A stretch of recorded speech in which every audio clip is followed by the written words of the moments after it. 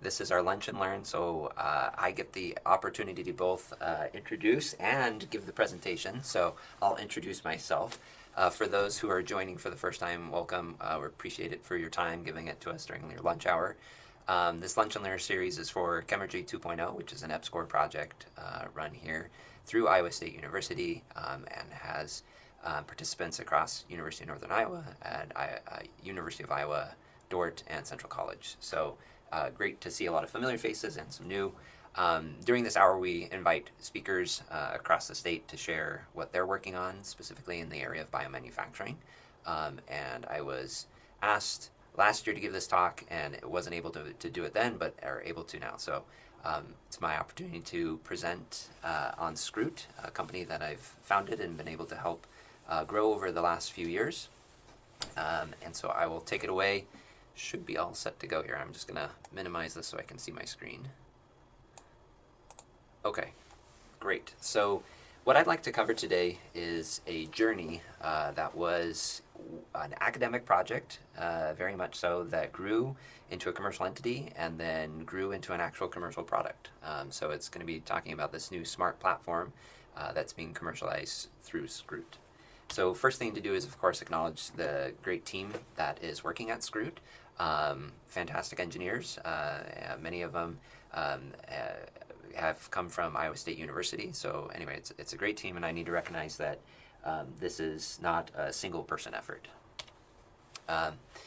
The picture on the left kind of shows the journey in a nutshell in terms of what the company looked like and where it is now. So before, it was very much prototypes, things that were tested in the lab, that then went to a product that is debuted at trade shows and is an actual physical thing.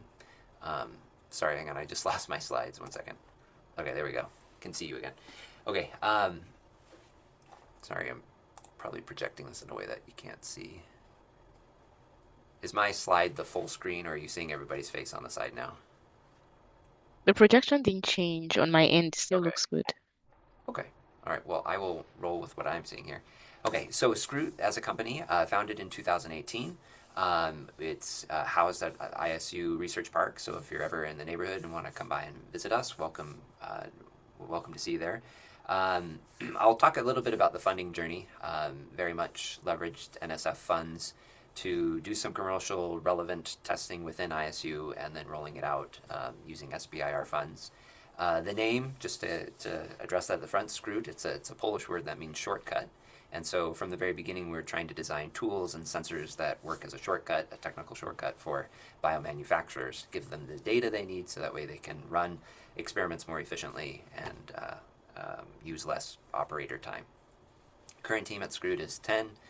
We had beta release of our first products in the fall. They've gone around the U.S. Testing in many labs, and we're slated for commercial releases here in this year.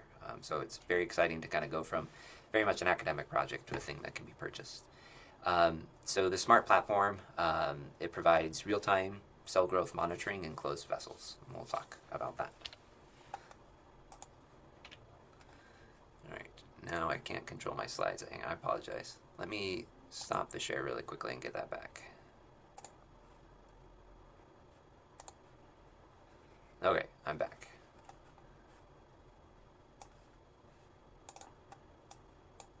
All right, great.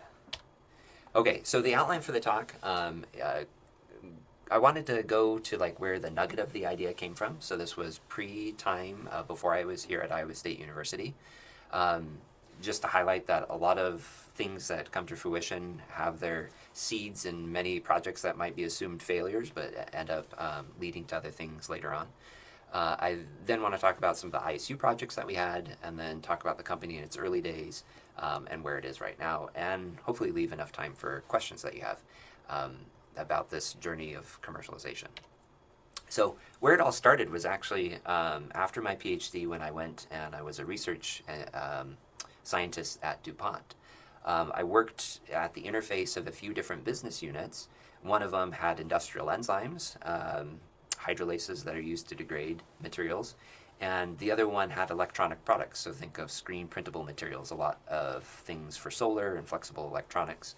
I sat in central research, and one of the kind of requests was think about ways that our business units capabilities could merge together to make something unique and something new. And through just various projects and starting and stopping and having ideas, came upon this idea of using enzymes as a logic gate in wireless sensors. And the reason I bring this up, here's an overview. So the idea is some enzymes require a cofactor to actually be active. And the idea was to have an enzyme that maybe was engineered to have a specific cofactor. If that cofactor was present, it could then degrade a material. And if it degraded that material, we wanted a response that could be measured wirelessly. And so I worked with the flexible electronics group with this material called Kapton, Pyrolux. It's Kapton that has a copper circuit on top of it. And essentially it's a wireless hookup coil. So if you've ever used a near field communication coil, like something that's in a card or a library card, it resonates at a specific frequency, energizes a circuit, and then relays information back. In this case, rather than having an integrated circuit, that energy instead is mediated by some tuning capacitor. So in this use case, we put some material in between these two plates, sandwiched this together, and this is what it looked like. And the idea is if that material got degraded, that capacitor would change the operating frequency at which this coil resonates. And you could determine that wirelessly by having this vector network analyzer. So it would scan the coil, determine if the substrate was whole or not, and you could sense the difference. So that's a picture of a vector network analyzer. It's a commercial tool. You could see a resonant peak, a resonant frequency. And indeed, when this material degraded, it would cause a shift. And in this case, it was a naturally occurring enzyme that we could peel the calcium off, and if you add the calcium back in, it would become active. And so anyway, it was kind of an interesting idea, right? The idea of having this wireless coil working with an enzyme. I then did other projects with wireless power. This was one that didn't ever become a product, but it was a rover that could go around in a field and deploy wireless power to essentially heat up and pop a packet that had fertilizer or something else that you wanted to have a delayed release on. So kind of one of these kind of like high up in the sky, could this even be done? But anyway, both of these projects got me in the space of using wireless power, thinking about these resonant coils. And when I was able to shift my career over to Iowa State University, I was very interested in that as a sensing modality. And I show this is electromagnetic radiation, the amount of absorption you see in water specifically for different frequency ranges. So the reason I pull this up is there's a couple windows where you can actually penetrate fairly deep. So one is in the near infrared, higher energy. Gamma and X-rays can penetrate. We know that. That's why we get X-rays. But there's limited access to these energy sources, as well as some biological implications, side effects that you don't want to deal with. So these two different frequency windows are kind of where I initially set up my group to think about ways to make contact-free sensors. So we did and we still do a lot of work with nanomaterials that emit and transmit information in the near infrared. But we also have a set of sensors, we are really interested in what could you do in this radio frequency range, where again, you're able to penetrate through water, you're able to penetrate through plastics, through soil, and could you design a set of sensors such that you can get information out? And that was just the beginning of the kind of the thought process and thesis. So in essence, what a resonant sensor is, it's just that coil that you saw. But nearby, there's some material that causes a shift in permittivity. And if you look at the circuit diagram, it's just an inductor, again, with some sort of capacitive element that tunes the resonance at which this oscillates. And if you look at the capacitors term, you have the permittivity term. And if you're able to shift that changes the capacitance, that changes the frequency at which it resonates. And so all we're doing is engineering the surface or things that come in contact with the surface such that this coil resonates at a different frequency. This vector network analyzer, you can measure that peak, and again, that's what I'm showing here. This distinct peak is the thing that we're measuring over. So How it started at ISU is with applying for funds, and we were very lucky early on to get this very unique grant.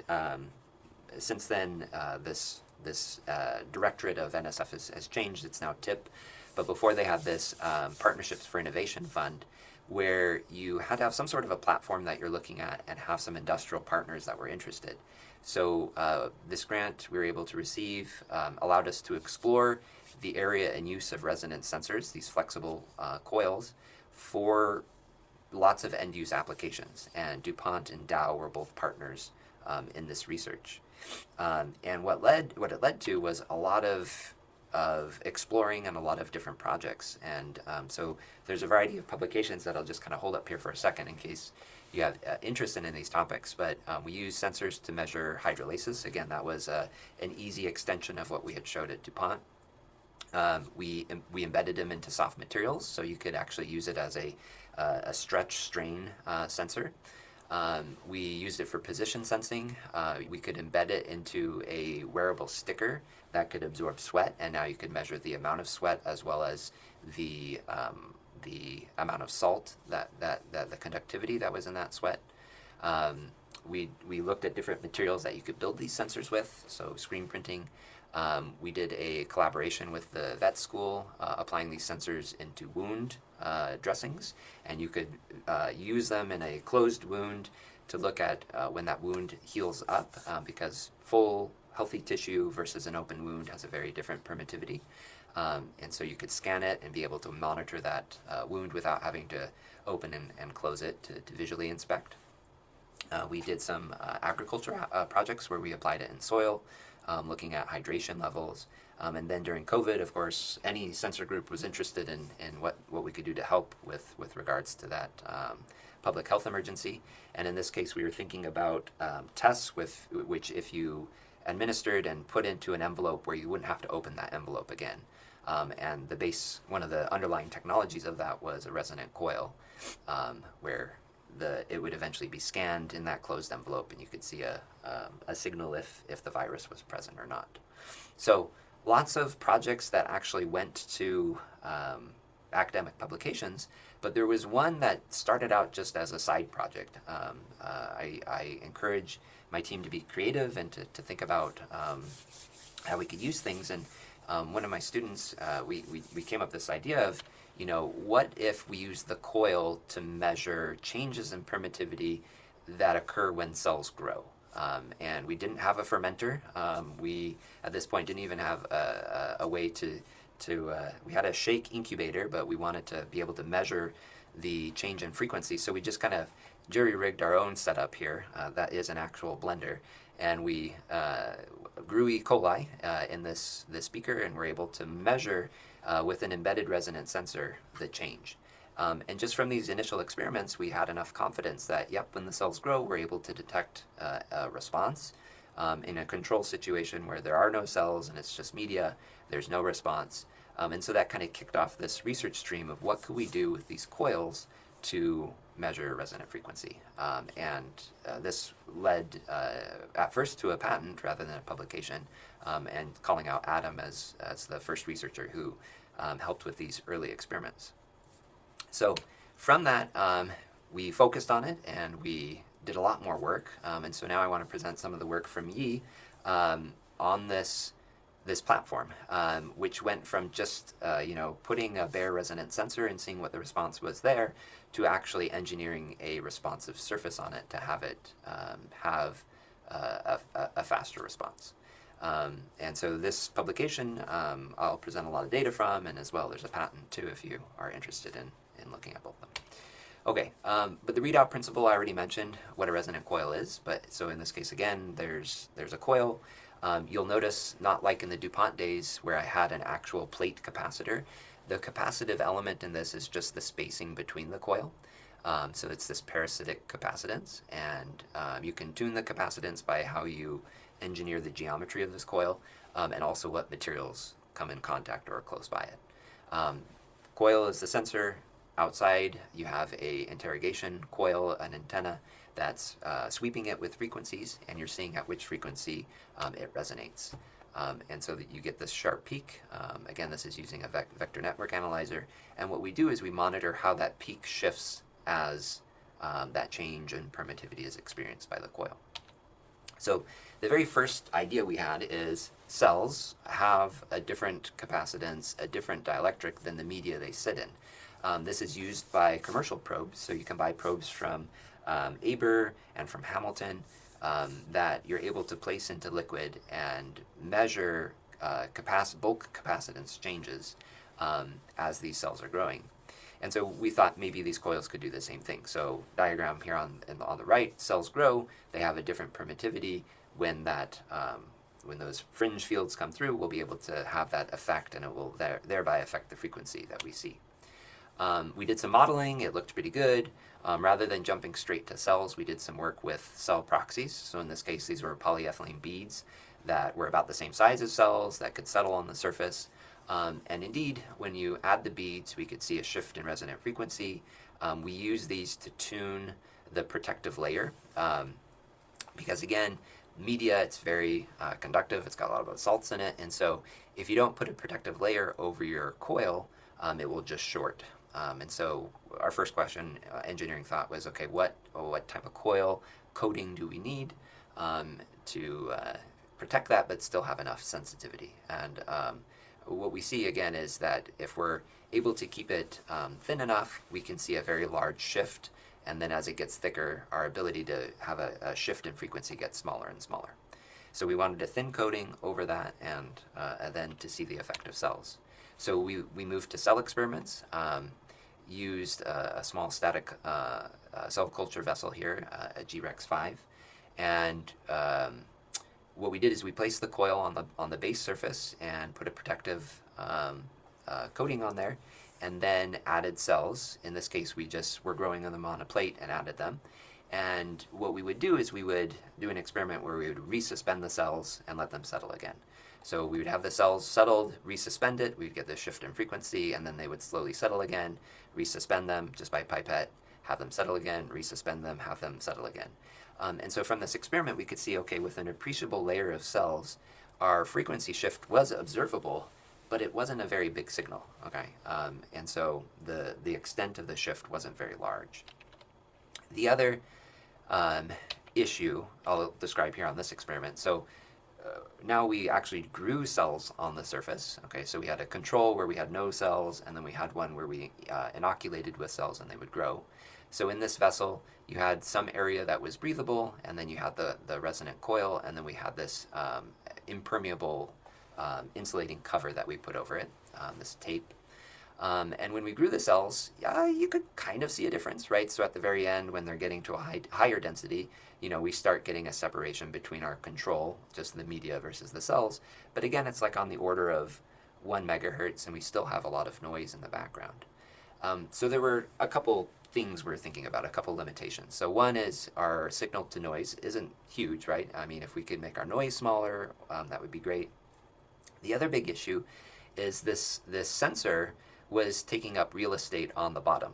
So you get a higher signal if the cells are right next to it, right on the layer that's above the resonant coil. But the issue is it doesn't, the sensitivity goes way down. And so what we wanted to do is, what happens is it covers part of that growth area, and so we don't get as many cells. So those were the two things. We wanted to have more, we wanted to move this sensor so that way we could get more cell growth, and we also wanted to amplify its signal. So whenever there's a limitation, that's an opportunity to go back to the drawing board and think about how you could innovate this. And the thought we had was, well, what if we just put something on there that's able to give a bigger signal? And the thought process on this was what we want to measure are the cells growing, but what if we indirectly measure something? So cells grow. Other means of monitoring cell growth do the same thing, right? They might measure something like in the media, the pH changing or the dissolved oxygen, or the cells themselves will secrete something, nutrients and different molecules. And that's what we targeted on. Could we engineer something that could selectively take these metabolites that are only present when the cells are growing and create a larger shift? And the thought that came, one of the many things that we tested was the idea that air has a much lower permittivity than the water. So the water, the fluid around it has a much higher permittivity. And so if we get somehow, if we can entrain air at the beginning and then have that solvent get closer to this coil, we should see a much larger shift. And so that eventually kind of got to this idea of having some sort of membrane that could absorb these metabolites, have some sort of structural change to it, and that change would be the thing that we're now observing as the cells grow. And so we tested a few different materials and settled on a polymer, a membrane surface made out of polyacrylate that could absorb higher molecular weight hydrocarbons that act as plasticizers and soften this material.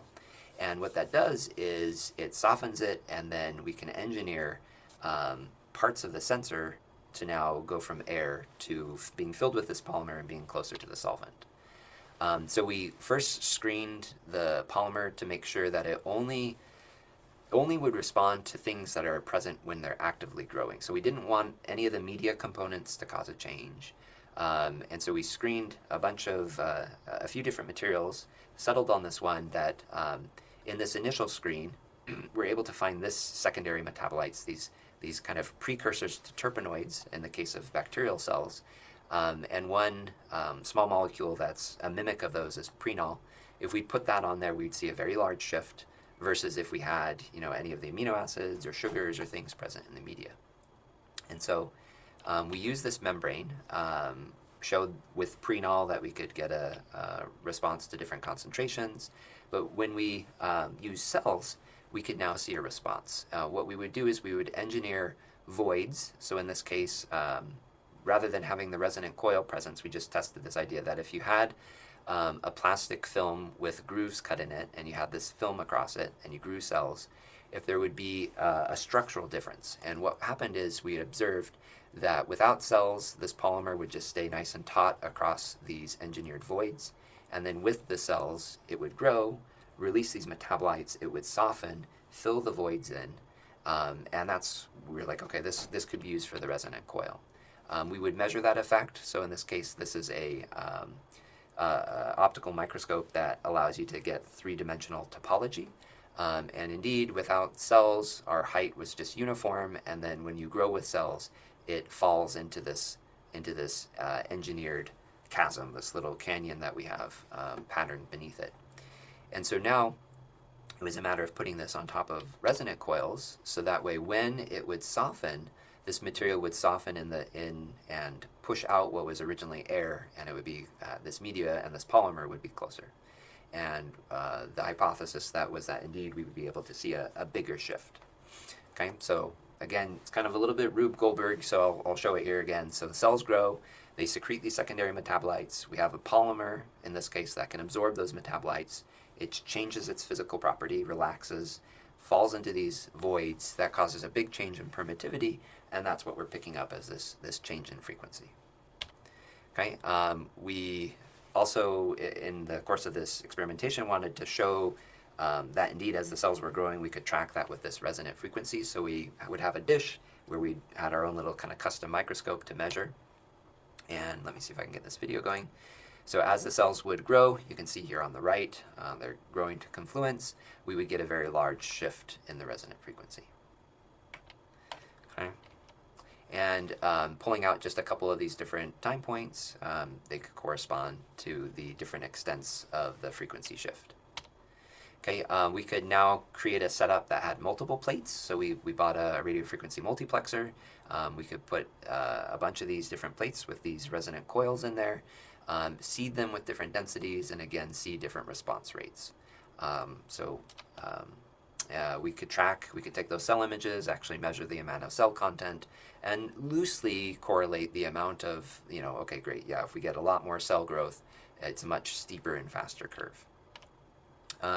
In this paper, we also explored kind of potential use cases. So in this case, if you're screening different drugs, you could have the cells growing, you get to this really robust kind of exponential phase, and add your drug and then see if it arrests the growth. And indeed, you add this and immediately on the microscope you can start seeing them kind of shriveling up and they're not proliferating anymore.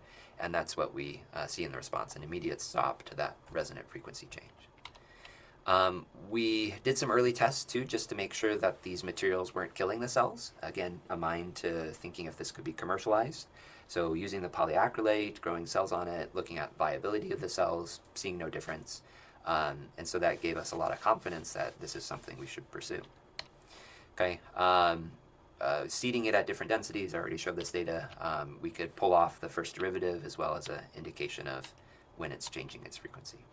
Okay, so as a summary of the work we did in the academic lab, is we started with a coil that was bare and worked okay, right? The cells would grow on it, we would see some signal shift. That allowed us to think, how could we boost the signal, okay? And so we created this membrane that is able to absorb these metabolites and then have a much greater change in permittivity and use that as a sensor. That allows us to now put the sensor not on the bottom where the cells are, but away from it. So now that can be anywhere in the reactor as long as it's in contact with the media, and the media is allowing those metabolites to come to it. Okay, so we were excited about this, and again, had the prospect of how to commercialize it, and that's what I want to talk about next, is what that journey looked like. All right, so Skroot Lab, it was founded in 2018, but really didn't get going until we had some funding come in the next year. So it takes a while for that funding to arrive. So and the reason we kind of had that initial push is this PFI grant we had. One of their metrics of success was if you were able to put in an SBIR grant. So put this in kind of with, maybe this would happen, and indeed it did happen, and we got the funds, and so now there was a question of who was going to start leading this boat. I stepped up to be the kind of functional president of it, but in terms of running the research, very grateful for an emeritus professor here at Iowa State University who came out of retirement for almost a year to help our young team. So Chuck Glatz came, and then when a talented young PI from the chemical engineering program graduated with his PhD, he joined Skroot, Sam Rothstein, and took over from Chuck Glatz, and Chuck was able to go back and be retired again. So our team started out that way, and I wanted to sort of plot in a qualitative sense what it looks like in a company.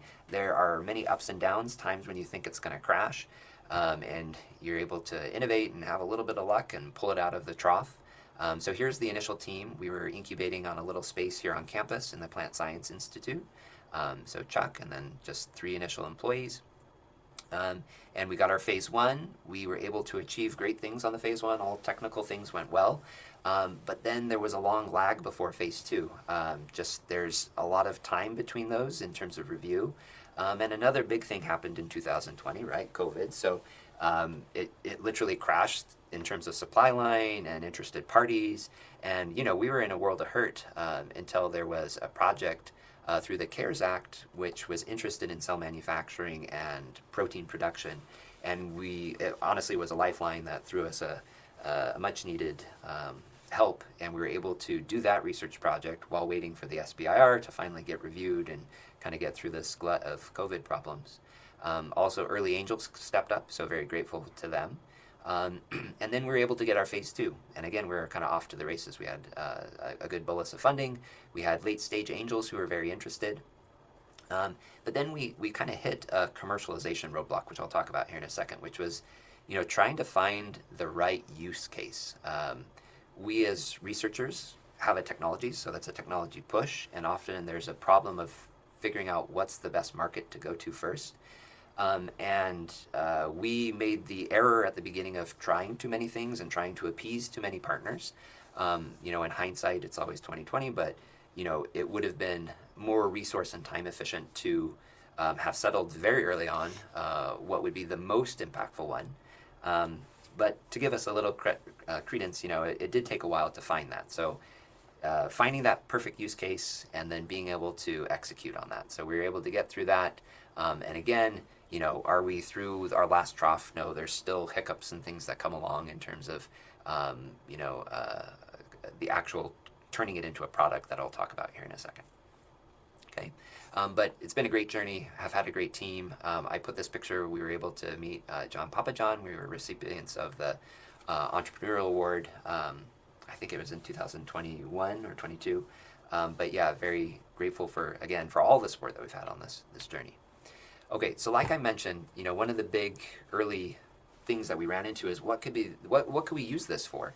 And so we would make these prototypes and we'd use them for all sorts of things. We use them for shake flasks. We collaborated with partners who had really big tanks.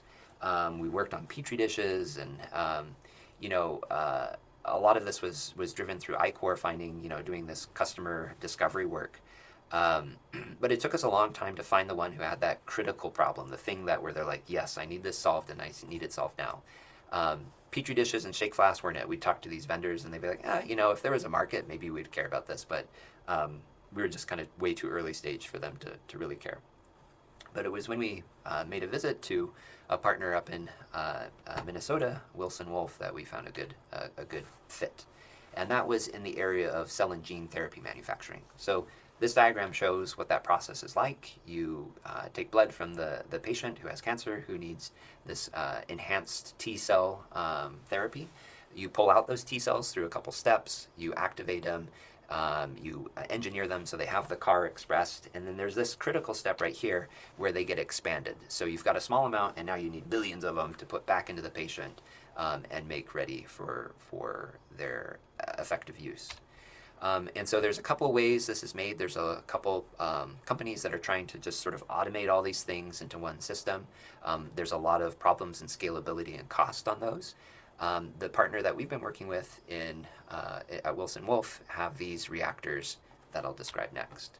So it's called the GREX, which is an acronym that has a gas expansion ability. So the idea is you have this container that has a breathable membrane on the bottom. Cells grow on that breathable membrane, and you fill it up at the very beginning with enough media to feed it for the course of 7 to 10 days, whatever it is.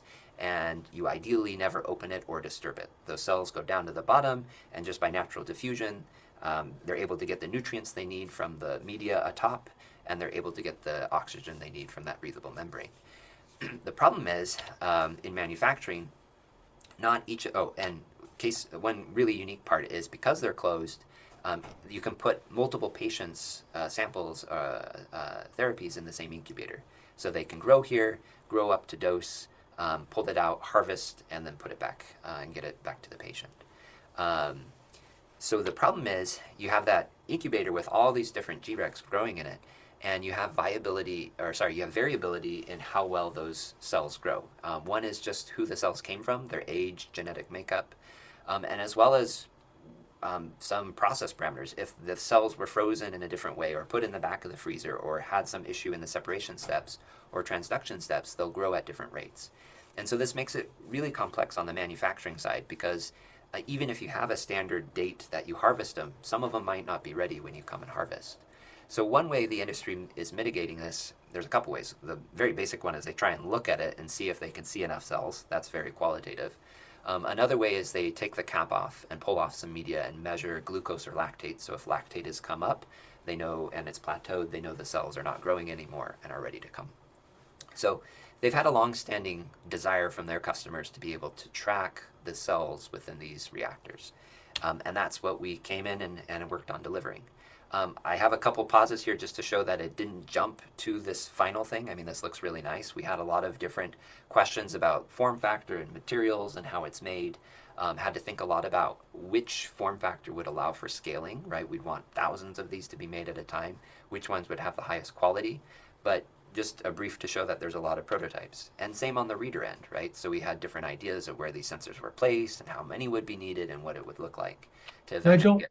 Yes. real quick, just so I understand this correctly, are the sensors themselves inside the vessel and in contact with the media or on the external surface? Great question, Mike. Yes, they are inside, and that's because they have this smart membrane, they need to make contact with the metabolites coming from the cells. So they are inside on that side surface, and I'll show you a picture of the final version here. So you found a way to sterilize them, obviously. Correct. Yep. And I'll talk about that too, Okay. because that's a very important parameter it has to stand up to sterilization and age testing and cytotoxicity and leachables. So we were able to work with the Wilson Wolf team, and if you're interested in what that end result looks like, we have a paper out. You can read that. I'll share just a couple highlights from it. So to Mike's point, where does it sit? It's just on the side, on the inside, on the side of this bottle, part of their vessel. Cells grow down on the bottom, metabolites are released. It softens that material, that membrane, and then that's able to get closer to the coil, and that causes this very large signal shift. Rather than having a megahertz frequency shift, which no one really understands what's going on, we make our own unit, so we call it the Skroot growth index, and all that is a normalized shift in frequency. So it's just a change in frequency from the starting point. And you track that SGI over time. And if you look at it over time, it looks like a logistics curve, just like you would think for if you rigorously sampled and did something like OD and counted. Everything needs a snappy acronym, so it's our secreted metabolite absorbing resonant transducer. So that's our SMART platform, and the idea is that this can be placed on a lot of different vessels. And the main exciting thing about it, right, is that it sits inside and you don't have to open this vessel. So once you start your growth, you can walk away and it can be measured wirelessly.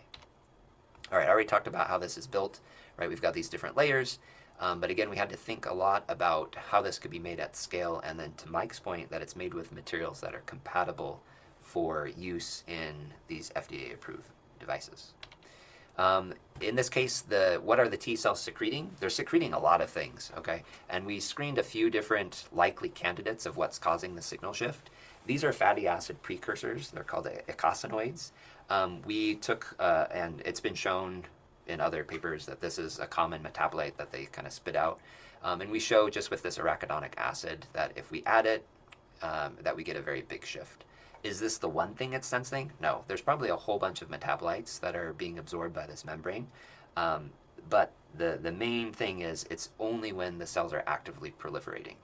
When they're just stagnant, just growing, or just sitting there, or dead, there's no response. So we have two different read modes. We have a benchtop reader and then a continuous one that we're building right now with Wilson Wolf. In the paper, we had prototypes of both, so I'll show you the data. If you get the continuous mode, you don't have to take it out of the incubator. It's just measuring it over time. So it's just growing, and you get this continuous curve. You can pull it out, which is what we did, and you can take these benchtop readings and show that it falls right on the same curve. Okay, so you get a lot of really good consistency with these sensors. And then we also took some lactate and glucose monitoring. Those have a whole kind of world of hurt in terms of their quality, in terms of how well they measure. But the main takeaway is when the lactate plateaus, which is what they're currently doing to measure when to take it off, we're well plateaued here. Okay? And I'll talk about how we signal harvest. Okay, but again, there's two modes. Either you take the G-Rex out of the incubator, throw it on a benchtop reader, and take a signal point, these signal points, single points, or you leave it on a continuous reader. And this is what we're wanting to launch by the end of this year. Did consistency, multiple sensors on the same vessel, just to make sure that the CV was really good. Looked at different seeding densities to show ones that grow really quickly versus slow. And you could detect aberrant growth. So in this case, we intentionally had the operator leave out a critical cytokine that makes the cells not proliferate. And you could quickly see this, right? This one is growing just fine, and this one is not. And so it can signal to you. This is an early version of the dashboard, so you could actually look at this from your computer or your phone, and it could push a notification to you that you're having an issue. The other thing that was kind of exciting was after they expand, they collect the cells and then do a rough cell count just to split them and make sure there's enough for dosing. They do a final count at the patient side. But what we wanted to do is see if our SGI, our number, is able to give a pretty tight statistical confidence of how many cells are there. And we were able to, again, run I think 42 different independent samples, figure out what's the confidence interval of that value. And the main takeaway is if you're above this 7.0 SGI, you have a 99% confidence that you have above 3 billion cells, which is their kind of low-level threshold. And so that gets rid of another step that you might have to do in your processing. The harvest indicator is pretty easy. It just looks that it makes sure it goes over that level of 7. And then it also looks at the first derivative because we want to determine when it's slowing down here. Okay. And so we can run a couple different donors. This was a test where we had 2 different cells. Again, they grow at different rates. We could track that, and then the benchtop unit tells the operator if it's ready for harvest or not. I already mentioned this, so this continuous reader is the one we're building. This is a rendering of what it's looking like. It's a tray, so you don't need to buy a custom incubator. You just buy a tray that you put in there. It has 9 addressable slots. You can have multiple of these on the shelves. And what's cool is you get that continuous data, but what's really exciting is you can take that first derivative data and actually fit this with a Gaussian and get a predictive tool. So now it doesn't just tell you, yep, it's ready to harvest at this point. It can tell you 12 hours or more before, so you can plan for a shift in terms of like, okay, next day we've got these different vessels that we're going to need to harvest. I already mentioned the dashboard. This is pretty cool. At one of the trade shows, we actually pulled it up and we're like, hey, this is data that's being streamed to us from Houston, Texas, and showing us which ones are ready to go. And that's just unprecedented. Usually you have to gown up and go into this CGMP facility in pairs and carefully handle these things. So being able not to do that is a big time savings.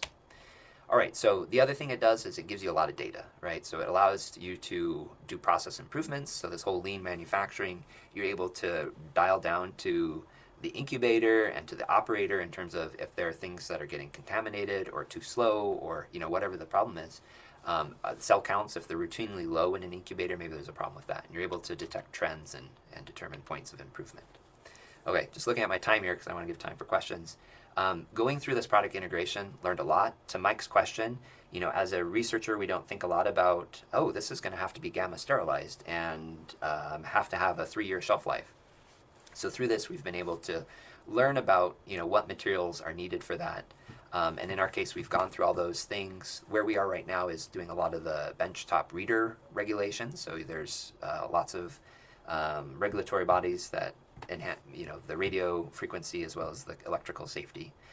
So a lot of learnings that we don't often think about in academic projects. In summary, it's a 3-part product. You've got the sensor, you've got the reader, and you've got the software interface. We've set up as an OEM where we can integrate with many different partners on this. It's compatible with a lot of different cell lines, a lot of different reactor types.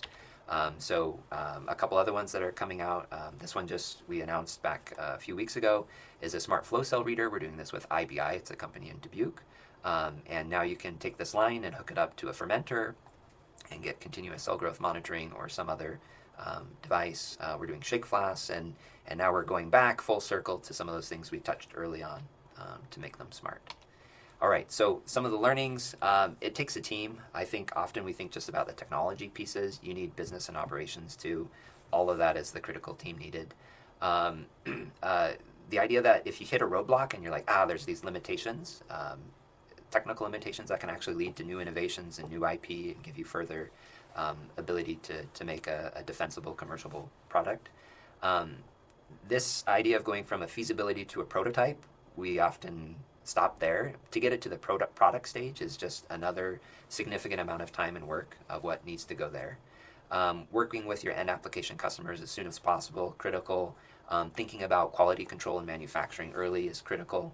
And there's many, many more learnings. And I'm happy if you're kind of embarking on this path of trying to commercialize something, happy to do that. It falls definitely within my job description of what I do with Chemergy, working with technology transfer, and then also what I do at our university. So with that, I'd love to take any questions. Many thanks to the team, couldn't do it without them. And then funding through NSF, through our partners, and a growing list of partners. And if you're interested in what we're working on, you can check out our website. We've got various partnerships that's where we post them. And if you have an idea of like, whoa, it'd be really cool to use this technology, let me know. But yeah, I think just from the standpoint of a researcher, there's nothing more satisfying than actually seeing something that was just an idea in your head now as the flagship thing they put out at a trade show and attracts all the attention and gets everyone excited about the future. So I'll stop there and happy to take questions. I can maybe start with something really small. Yeah, so yeah, this is amazing. Most things beyond really my expertise, but a couple of things caught my attention at the very beginning. You started talking about this biologic, and we know that we can build a computer just from one single gate called NAND gate. You presented two gates which can be combined into NAND gate, but I'm wondering on your second slide, that first gate, should it be NOT gate? Uh, Yeah, I'm talking about. I'll have to go back to that paper and look, Alexander. It's been way too long, way, way, way back then. But that was kind of the big pie in the sky was kind of an enzyme mediated logic pathway. Who knows what we would have used it for? But yeah, that's kind of along those lines of sort of biological computing. Yeah, you did have AND gate, and on the top of that, you had a gate that just propagates the signal 0 to 0, 0 Yeah. to 1. And then I thought maybe it should be flipped Oh, 0 to yeah. 1 to 0. It's a super minor point. Another minor point that caught my attention is that SGI plot. Mhm. It looks like Gaussian, but it's really extreme value distribution, Campbell distribution. So it's got to be guided by some kind of extreme events. Mhm. Oh, when we were looking at the cell counts. Yeah. Yeah. Um, right. So we honestly we just fit it to a distribution that would fit that data set. Is it the best one? I don't know. But in terms of being able to extract a confidence interval, that's what we needed. Right, right. Yep, thanks. Yep. Other questions? So Nigel, in your system, so the T cells grow and plateau. Yep. Is there a way of figuring out the viability of the cells or how they might change? Yeah, good question. The sensor is irreversible. So once it's absorbed those metabolites, you don't really like if they're starting to degrade, we don't see an event. We just see that they stop growing. And so Mm. what we do in this case is we've done a study to show that at that point of harvest, like when it plateaus, you have about 24 hours before you start seeing significant degradation. So at that point, it's just a time. And then you're right. If they keep sitting in there, you'll just start getting this. Your viability goes way down. Right. Thanks.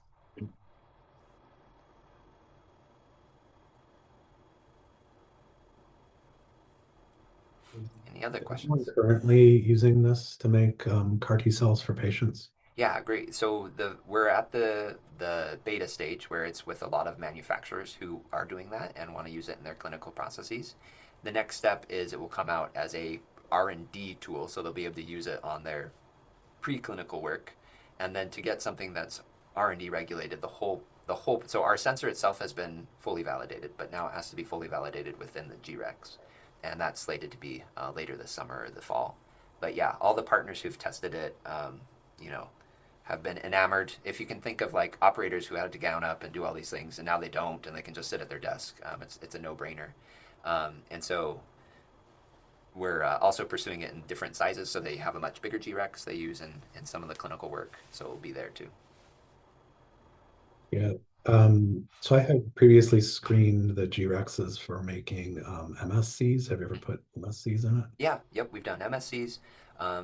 So CAR T is the main thing, but we have some users who do TIL, so those are kind of using um, hijacking the tumor itself to make some cell therapies. But yeah, any mammalian cell that's growing, it works okay. Okay. Last question. In a microbial reactor, do you think there would be potential for you using maybe that flow cell that you showed to detect a secreted protein? Possibly. One other area is this question of engineering the membrane. It's something that we've done a little preliminary work on, but yeah, if you can now make it selective to other things, yes, you can. The easiest is a degrading protein, right? If you're having a hydrolytic enzyme, we can do that no problem. If it's another specific one, then you're back in the game of a receptor molecule or something that can pull it down, and trying to measure that effect. Yeah, so there's one customer that we have at CBB here that's making a DNA enzyme. Yep. That might be a possibility. Yeah, yeah. So we hydrolases is something we've had a lot of experience where you just coat it with that substrate and then have it degrade it. Thank you.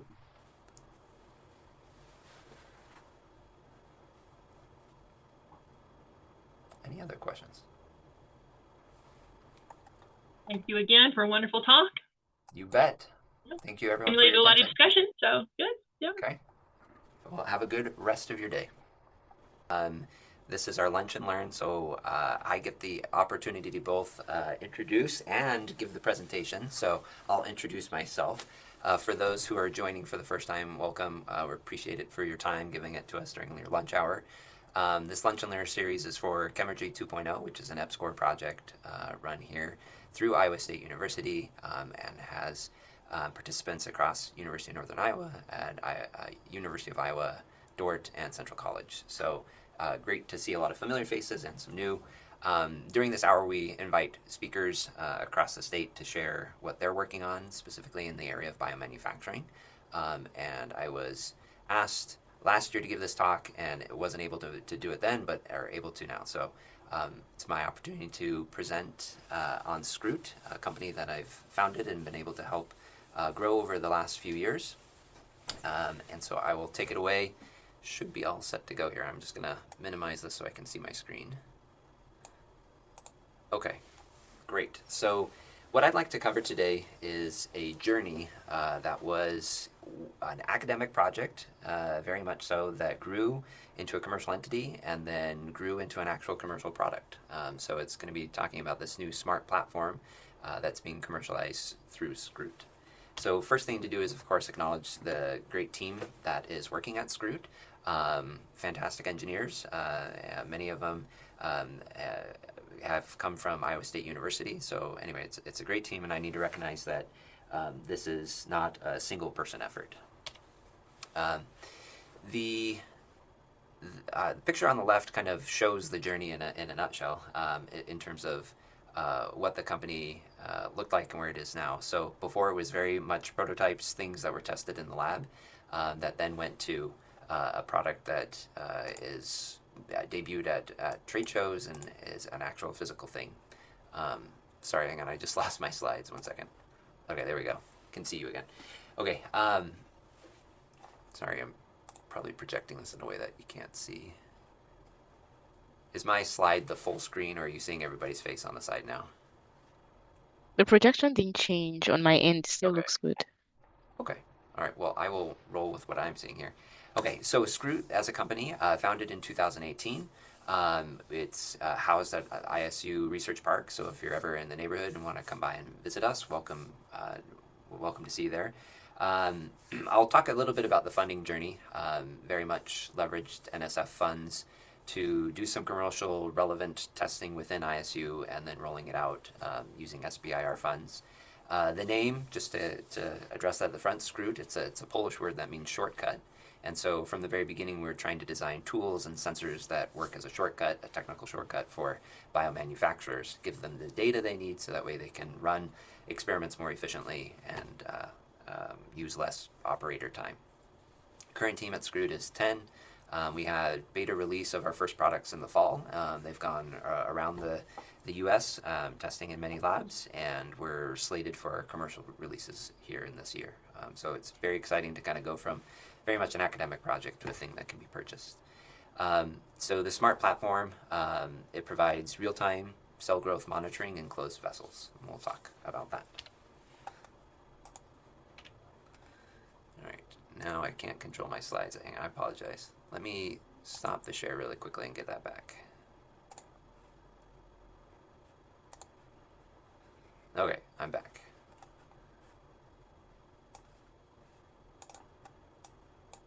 All right, great. Okay, so the outline for the talk, I wanted to go to like where the nugget of the idea came from. So this was pre-time before I was here at Iowa State University. Just to highlight that a lot of things that come to fruition have their seeds in many projects that might be assumed failures, but end up leading to other things later on.